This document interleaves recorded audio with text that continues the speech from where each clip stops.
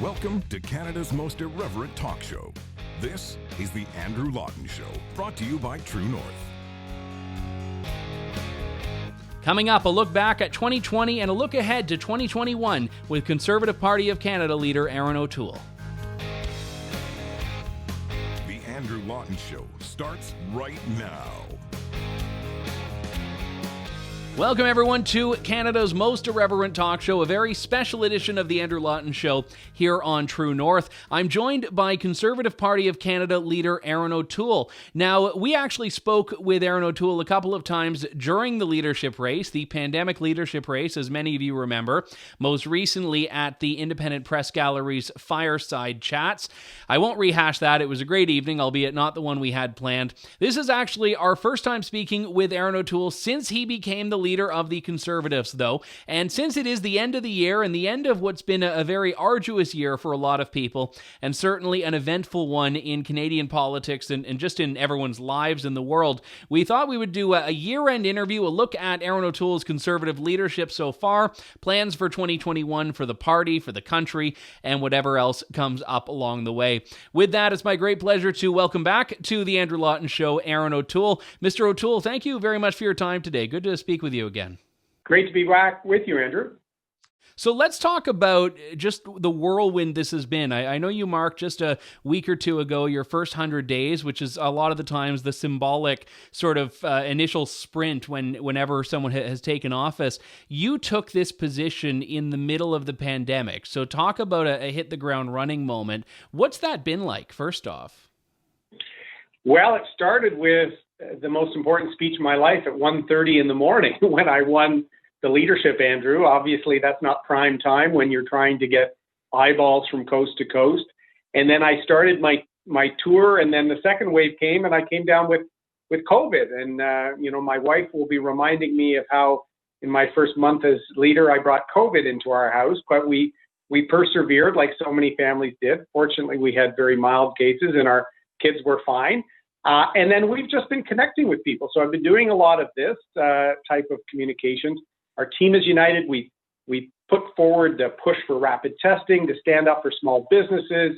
We've won many opposition motions, including on banning Huawei. We're taking the fight to the government. We're also showing that we're a government in waiting. So it's been a whirlwind, but I'm really proud of my team, and I really appreciate the great wishes from many, many Canadians, particularly when my family had COVID.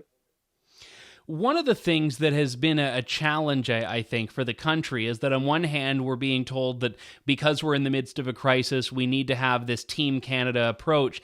But the other side of that is that you're also the leader of Her Majesty's loyal opposition. Your job is, in many cases, to oppose. So how do you strike that balance between, on one hand, saying that, you know what, we all need to be on the same team, but on the other hand, calling out the Prime Minister, calling out his government on how they've been handling that very crisis?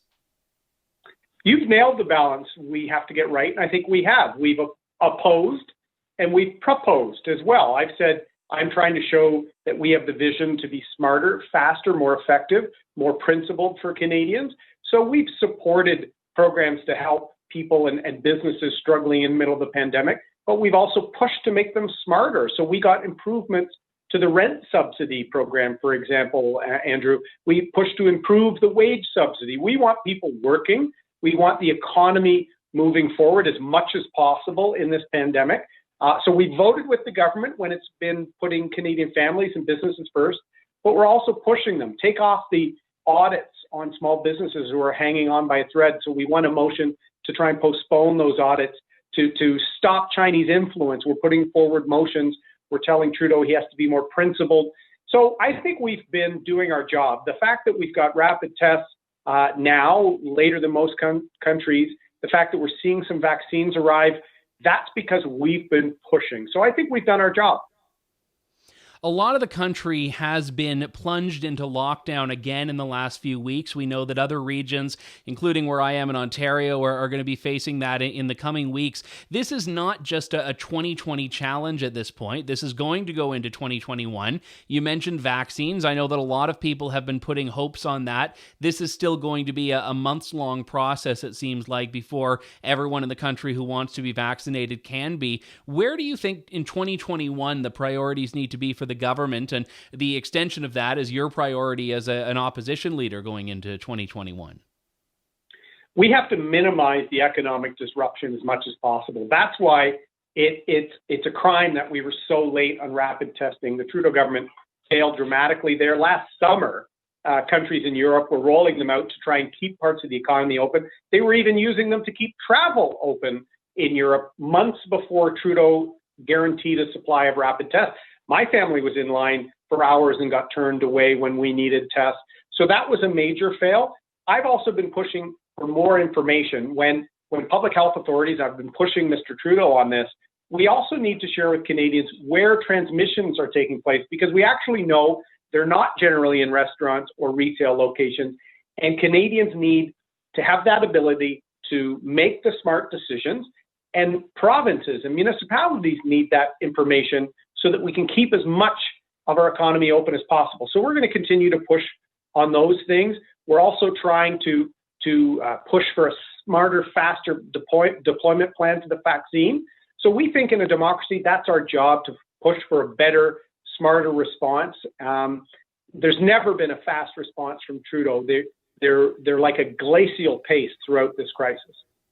Even among conservative premiers, there seems to be a range in how they're responding. You have Premier Jason Kenney in Alberta, who I know is a friend and supporter of yours going back years, but more recently in the leadership race was a supporter of you, and he's saying that lockdown isn't the answer. And on the other side of that, you have in Manitoba, Premier Brian Pallister, who's taken a very firm and very strict approach to this. And I know that every province is going to and has to look out for what it wants. But do you think there is a really conservative answer, an appropriate and correct conservative answer to how to balance the needs of businesses with the public health crisis? Absolutely. It's what I would have done in my military days, the after-action report. We have to learn from the first wave of the crisis, where the entire world reacted and wasn't ready, and COVID got into seniors' homes and other settings where the most vulnerable were unfortunately susceptible to COVID-19, and spread was unrestrained. Why I want information is because if restaurants or retail locations are using sanitation, using distancing, using masks and other measures, there's actually very little transmission risk.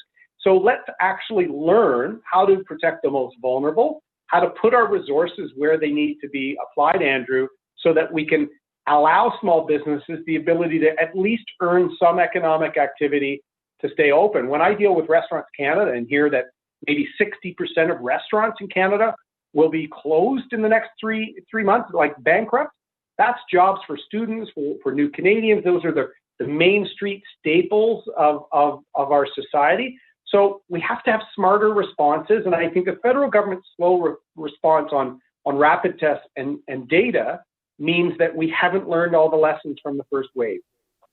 Do you think am I understanding correctly in what you're saying there, that you think the approach in Manitoba and in parts of Ontario is the wrong approach then?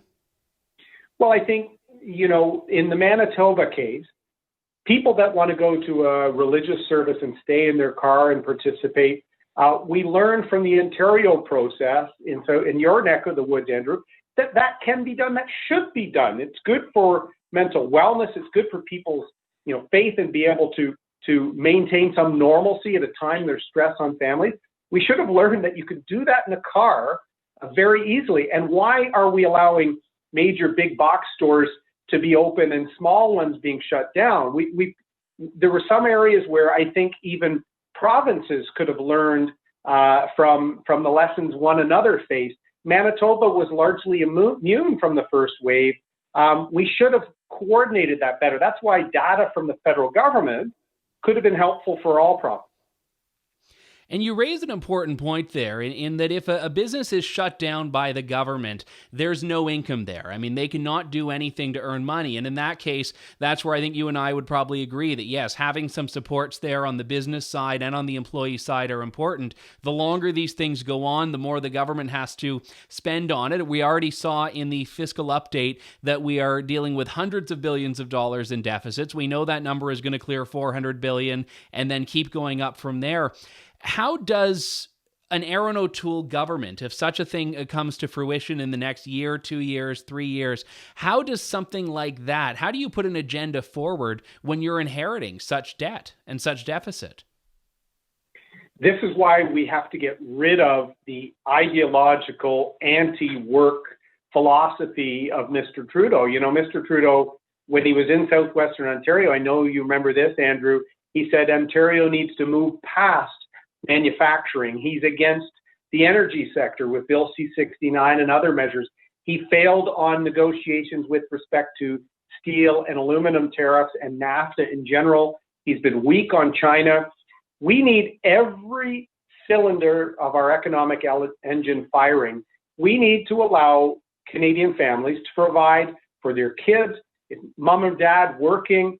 And that's why I'm reaching out to trade unions and union members, anybody that wants to build this country, build things in it that are proud of our resources in the ground or in our head. There's only one party standing up for you, and that's the Conservatives. Jagmeet Singh, Mr. Trudeau, they've supported or not acted when there's been illegal rail blockades and other things. So I think the recovery will all be about who's going to get the economy moving. So every program should be focused on full employment and growing Canada out of this COVID recession.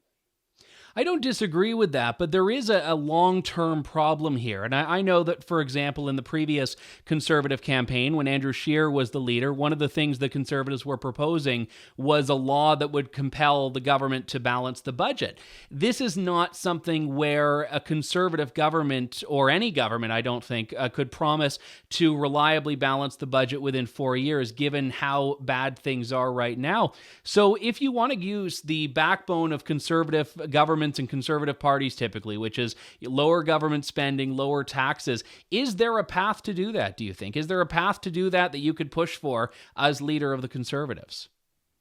Absolutely. It's in fact, Andrew, the most fundamental Conservative principles, which are free market principles.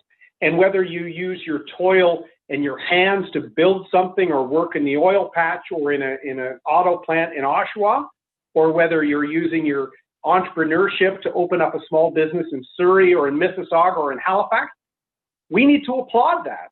I've talked a lot about the nobility of work at a time where the four parties on the left talk about a guaranteed income, turning the CERB into a permanent non-working class in Canada. That would run contrary to the history of our country and certainly contrary to free market principles. So we should really encourage people to achieve, to work hard, to get the benefits of their labor, the fruits of their labor. And we've seen this, especially with new Canadians come here, start a business with very few dollars, and they're employing 20 other families within the end of the decade. That is good. We need to encourage that. So I think those Conservative principles, I want more Canadians seeing themselves reflected in our standing up for the country. You've mentioned China a couple of times, and I think it's actually a very important time to be talking about this. We heard news last week from Rebel and then Globe and Mail that the Trudeau government had actively tried to resist the Canadian Armed Forces attempting to stop this pattern of training the Chinese People's Liberation Army in winter combat at Petawawa. You're a veteran yourself. I know you were the Minister of Veterans Affairs. Let's talk about the two sides of this. First off, the fact that the military was doing this training, and also that the Trudeau government wanted to continue this, even in light of all that's been happening in the China relationship the last couple of years. Nothing shows how out of touch Mr. Trudeau and Ms. Freeland are more than these leaked memos that you talked about this week.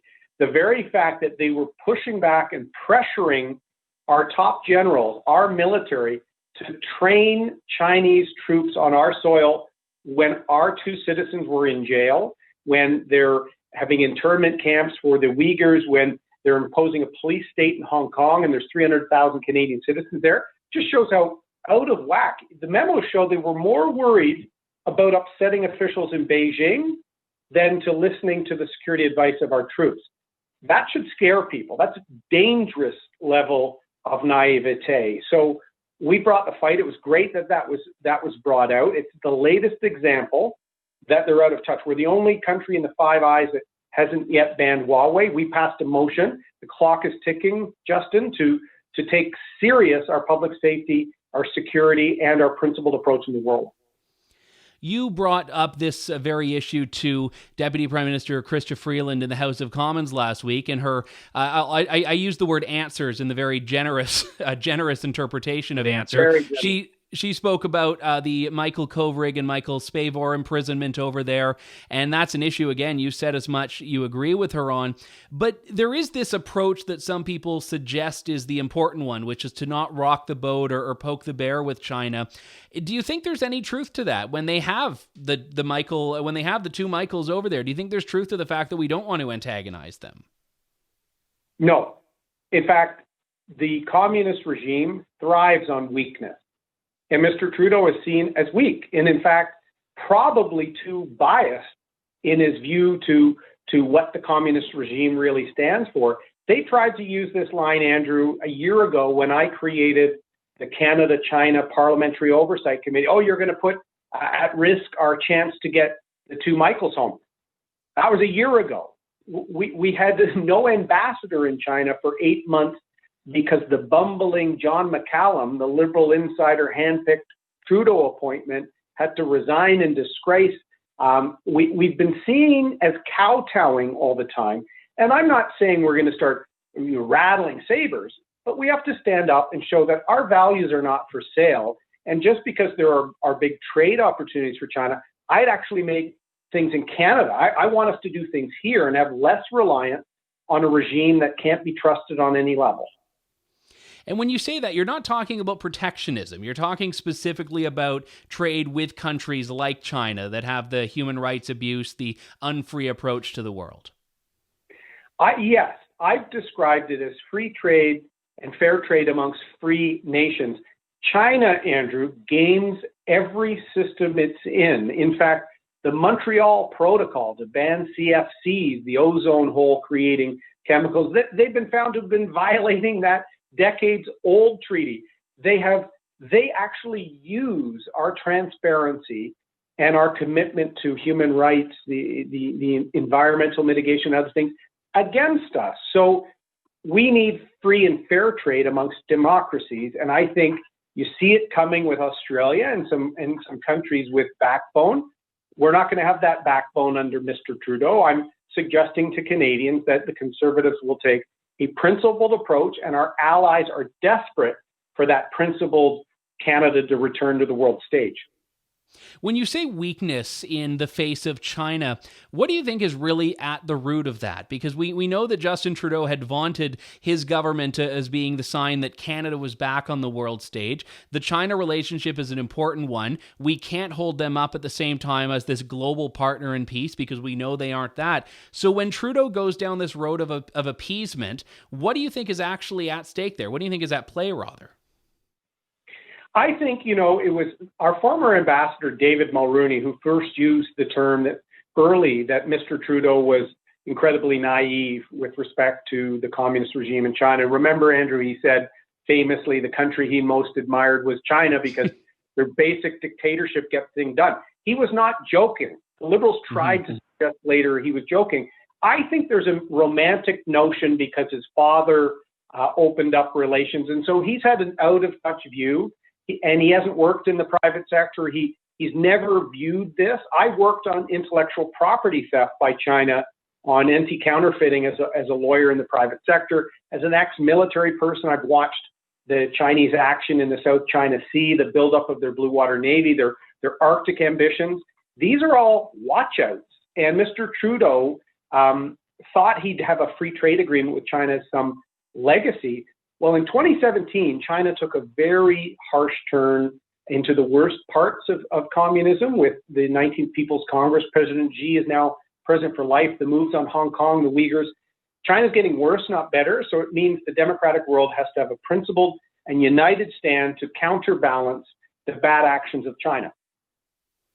Earlier on in the pandemic, whenever anyone asked either Health Minister Patty Hajdu or the Prime Minister about China's coronavirus numbers or China's potential culpability in allowing the virus to get as bad as it did, as early as it did, we were all told, oh, you know what, those are questions for another time. And those questions started to get rarer and rarer from the media.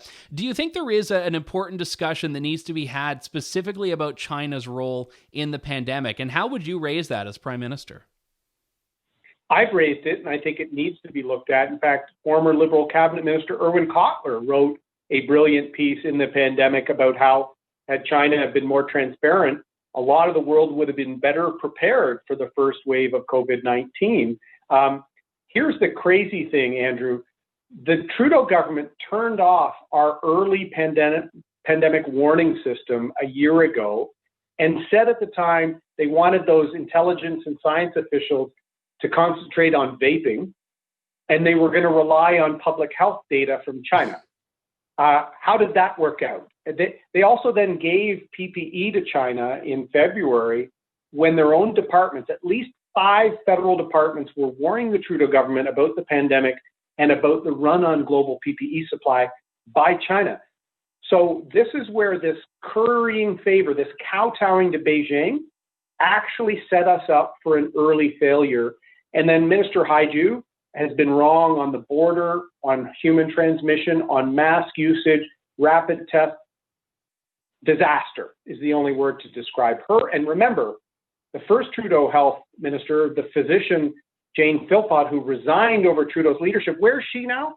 Dean of Medicine at Queen's University. So wouldn't it have been handy to have someone who knew what they were doing during the pandemic? So we're gonna continue to hold to account. It's about looking forward, but the more you look back, you see the Trudeau government was late at every step. I know it's very difficult to do a year-end interview in a year where basically a year's worth of events happen every couple of weeks or so.